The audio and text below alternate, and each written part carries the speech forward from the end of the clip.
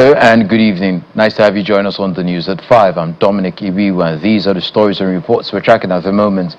The Independent National Electoral Commission, INEC, has released the timetable for the 2027 general elections. The schedule shows that presidential and National Assembly elections will hold on Saturday, February 20th, 2027, while governorship and state assembly elections are fixed for Saturday, March 6th, 2027.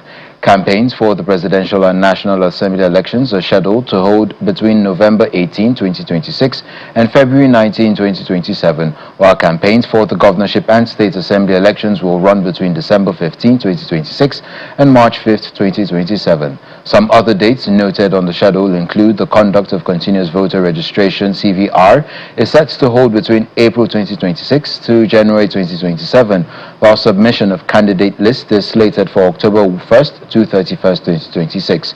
The publication of final candidates list is set for November 15, 2026, and party primaries will run from July 1st to September 30th, 2026. The federal government is ramping up security operations across the north-central states following deadly terrorist attacks in Kwara State that claimed about 75 lives. The move aims to protect vulnerable communities and prevent further violence. The renewed offensive, Operation Savannah Shield, involves coordinated deployment of the military, police, and National Forest Guards, backed by improved intelligence and rapid response systems under President Bola Tinubu's expanded security mandate. President Tinubu condemned the earlier attacks as inhuman and has ordered decisive action against all threats to peace. Meanwhile, security has been strengthened in high-risk areas, including increased protection around places of worship in collaboration with community and faith leaders. To further boost safety, the Nigerian police has redeployed officers from VIP duties to community policing, improving security presence across several north-central states and the FCT, with continued Nigerian-led counter-terrorism efforts supported by strategic international cooperation. Staying with security, the Nigerian Police Force says it's set to implement some operational reforms on the force's services to the financial sector. The Inspector General of Police, Kayode Egbetokun, while meeting with bank executives at the Bankers' House in Lagos, explains that arrangements are in top gear to infuse properly trained supernumerary police officers into the banking sector, amongst other duties. He adds that this will enhance the police manpower effectiveness and crime prevention across the country. These are executives of financial institutions in Nigeria. They've converged on the Banking House in Lagos for a strategic meeting to further strengthen the collaboration between the Nigeria Police Force and the banking industry. Yes, the chairman of Council, Chartered Institute of Bankers of Nigeria, Professor Pius Olarinwaju, highlights the pivotal role the sector plays in Nigeria's economic development and the need for it to continue operating in a secure and stable environment. The Institute remains firmly committed to professionalism, ethical standard and constructive engagement, and that is in line with the provision of Section 3 of the CAIBN Act of year 2007. Addressing the bank executives, the Inspector General of Police, Kayode Egbetokun, speaks on some intelligence-led reforms specifically for the sector. The Nigerian Police Force is advancing a strengthened and fully institutionalized framework for the recruitment, training, and deployment of supernumerary police officers, specifically tailored to the security requirements of banks and other critical financial institutions.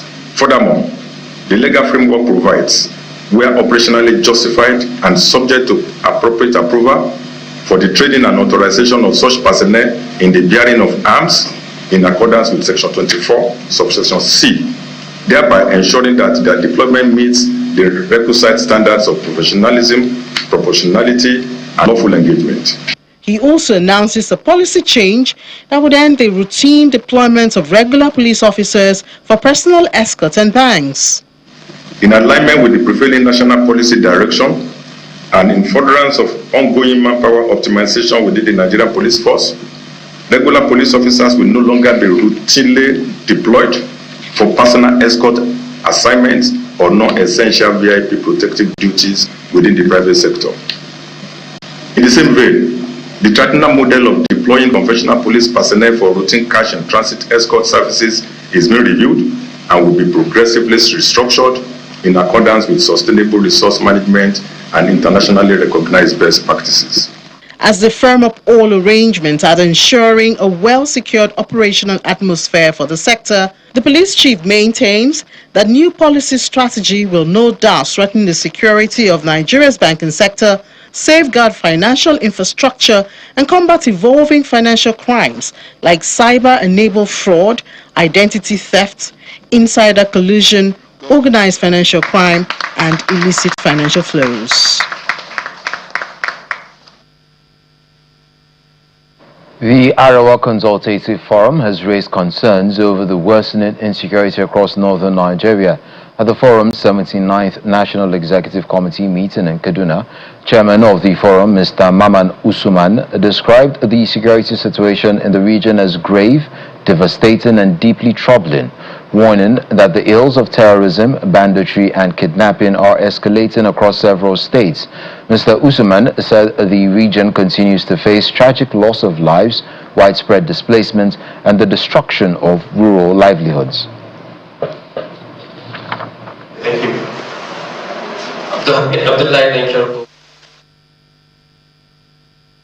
This election season has produced convoluted groups whose focus is not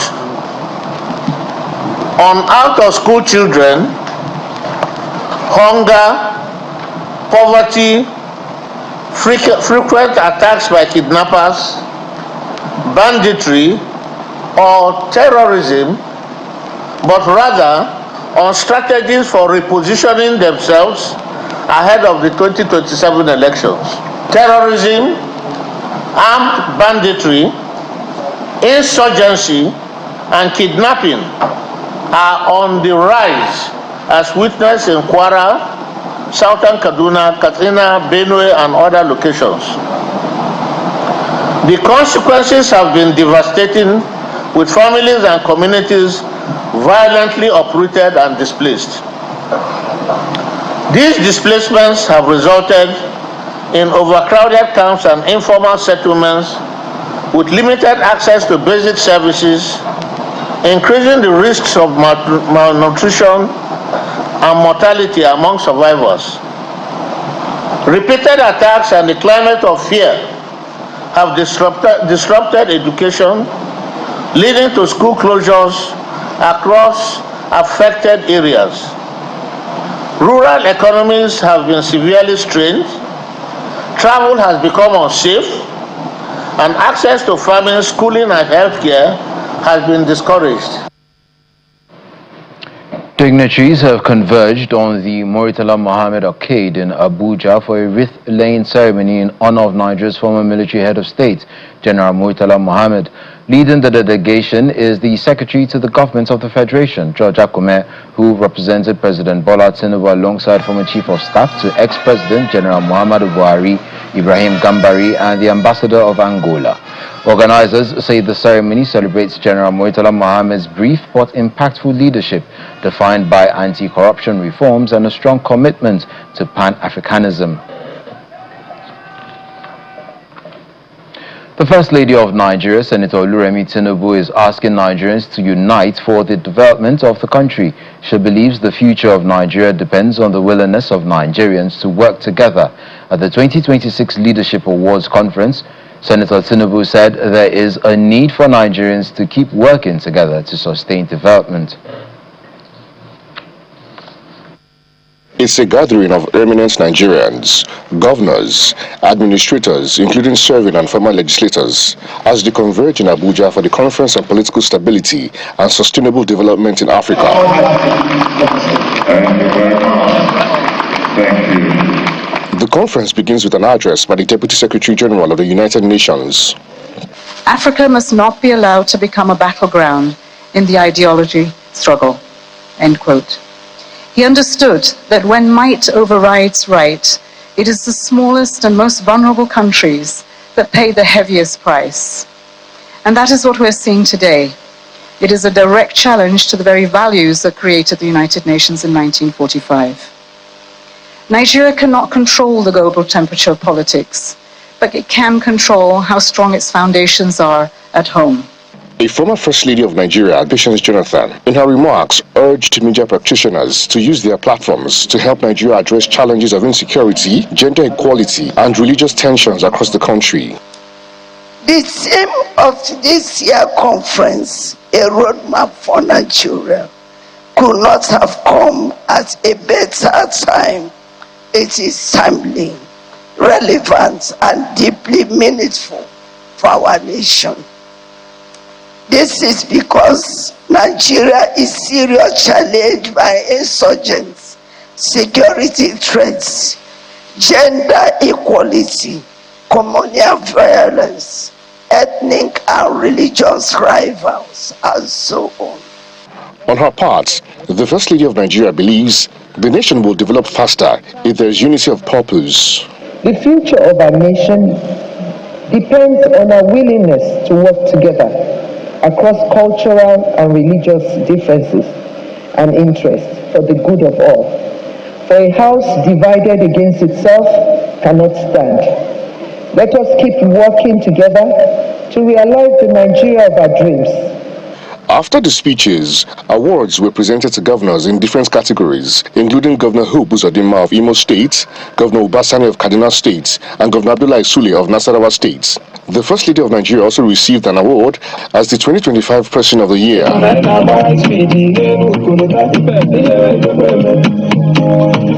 Grateful to Leadership Principal for recognizing us as Kaduna State, not only me as a governor, and definitely that will make us work harder toward transforming our state and ensuring that we'll continue with our inclusivity in the way we address most of the issues in our state. The conference with the theme, Political Stability and Sustainable Development in Africa in an Increasingly Unstable Global System, a roadmap for Nigeria, attracted several top government officials and members of the organized private sector. Back in Lagos State, the state government has handed over provisional letters of allocation to the initial 180 beneficiaries affected by the redevelopment of the Alaba transnational market along the Lagos-Badagry Expressway in Ojo local government area. The provisional letters of allocation approved by Governor Babajide Sanwo-Olu were received by the traders during a ceremony held at the Lagos State Building Control Agency headquarters in Ikeja. Speaking at the event, the special advisor to the governor on EGIS and urban development, Mr. Olajide Babatunde, disclosed that when traders pay up to 25% of the shop cost, their letters of allocation will be given to them. On the other hand, the chairman of the Central Committee of Alaba Rago Market, Mr. Mohammed Lajawa, commends the state government for fulfilling its promise and appeals for a speedy completion of the access road into the markets to enable them move their goods into their allocated stores.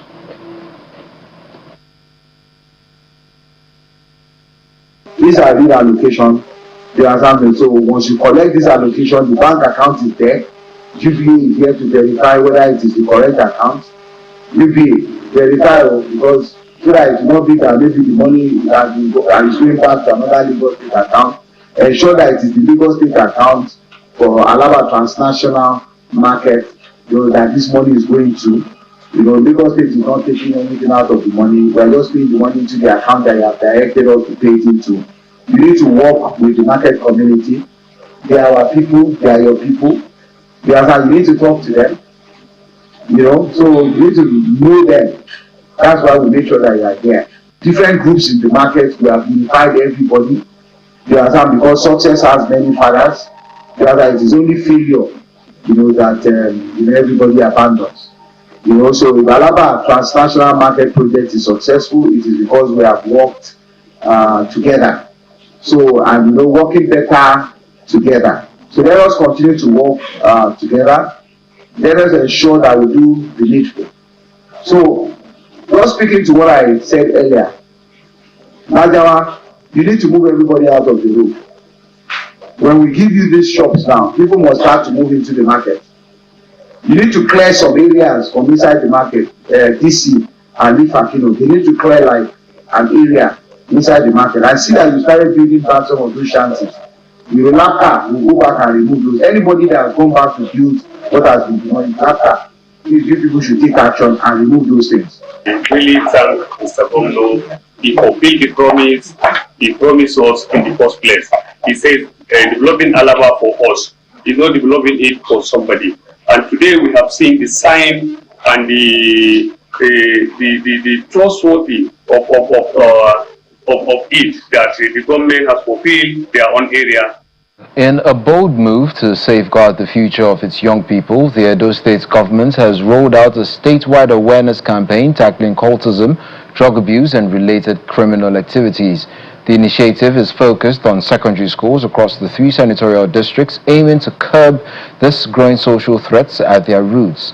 The campaign flagged off in Edo South Senatorial District, spearheaded by the Principal Security Officer to Governor Monday Okwebolo, working alongside the Edo State Special Security Squad and other security agencies. The team is engaging students directly, educating them on the risk of cultism involvement and substance abuse, while encouraging responsible choices and positive lifestyles.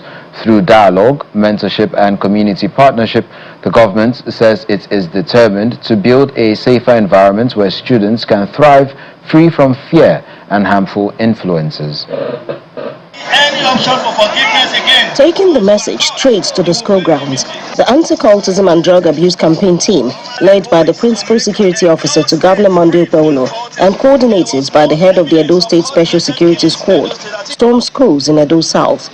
Visits to Hillway College and Edo Boys High School marked another strong step in the state's preventive drive. What is cultism? A system or practice organized around exclusive groups, often involving rituals, secrecy, and code of conduct. Addressing students, the team delivered a clear and urgent message: cultism destroys futures. The end result of cultism in any membership of any personality is imprisonment, death. The Cultism Act will envelope you and you'll be in prison for 21 years. The organizers say this is only the beginning. Plans are underway to extend the outreach to more schools across the 3 senatorial districts. We started here in Edo South, it's going to Edo Central and to Edo North. This is just the beginning of the program. And we know that from Edo, being the heartbeat of the country, it will spread across Nigeria at large. School administrators have welcomed the initiative, describing it as timely and impactful. If anti-cultism club can be set in the school to monitor this program, it will help a long way. We are saying a very big thank you to our able governor, Senator Monday Okwebolo, for putting up this program for our students. It is a very welcome development. The students themselves are not left out of the conversation. Many point to social media pressure, the glamorization of cultism and substance abuse in entertainment, and the absence of proper mentorship as factors fueling the problem. I sincerely want to thank our governors, His Excellency Senator Monday Okwebolo, for fighting against cultism and drug abuse. Our governor, Monday Okwebolo, is telling us, we should say no to cultism. So I'm speaking to every student out there, say no to cultism, because cultism is not an option. With the state government maintaining a firm zero-tolerance policy on cultism and drug abuse, officials remain optimistic. Continuous school visits and sustained dialogue are expected to reinforce the message and strengthen the fight against these social vices. Jessica Lugose, Channels Television News.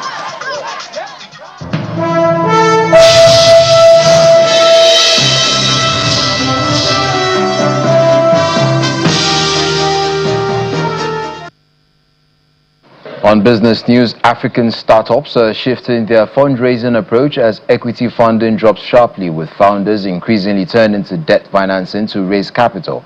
According to the latest report, debt-based fundraising in 2025 jumped significantly, while traditional equity rounds fell by about 21% compared to the previous year, reflecting tighter global capital conditions and investor caution. Industry experts say this change signals a maturing ecosystem and could redefine how tech ventures scale across the continent. Falcon Corporation Limited, one of Nigeria's leading indigenous gas companies, has secured an A long-term and A1 short-term corporate credit rating from Augusto & Co. with a stable outlook. The The rating reflects the company's strong financial position, robust cash flows, and exclusive gas distribution rights in designated areas, underpinned by growing industrial demand and domestic power generation needs. Falcon's executives say the recognition highlights their disciplined financial strategy, technical excellence, and commitment to expanding Nigeria's gas infrastructure, including their growing footprint in the LPG subsector. The rating underscores confidence in Falcon's long-term growth and operational resilience. Nigeria has achieved a major diplomatic and economic milestone by securing a permanent seat on the board of the African Central Bank, a key institution in the continent's monetary integration agenda. The decision was approved at the 39th session of the African Union Executive Council, underscoring Nigeria's strategic role in shaping Africa's financial architecture and deepening economic cooperation across member states. The permanent seat also extends Nigerian representation to the board of the Technical Convergence Committee of the African Monetary Institute, a precursor to the full establishment of the African Central Bank. Officials say the development reflects the country's technical capacity, economic significance, and commitment to continental integration. Nigeria's capital market regulator, the Securities and Exchange Commission, has teamed up with the National Orientation Agency in a bid to curb the rising tide of illegal investments and Ponzi-style schemes exploiting Nigerians under growing economic pressure. The partnership aims to combine regulatory enforcement with nationwide education using NOA's grassroots network to reach both urban and rural communities with investor protection messaging. Authorities say rising financial illiteracy and economic hardship have made many Nigerians vulnerable to fraudulent platforms, and this joint effort is designed to strengthen awareness and safeguard citizens' savings. Nigeria's state oil giant, the Nigerian National Petroleum Company Limited, has reported strong 2025 financial results, remitting 14.706 trillion naira in statutory payments to the federal government and posting a profit after tax of 5.76 trillion naira on total revenue of about 60.5 trillion naira. According to its latest monthly reports, the figures highlight the company's growing contribution to government coffers and the broader energy sector, even as production and gas infrastructure projects continue to evolve.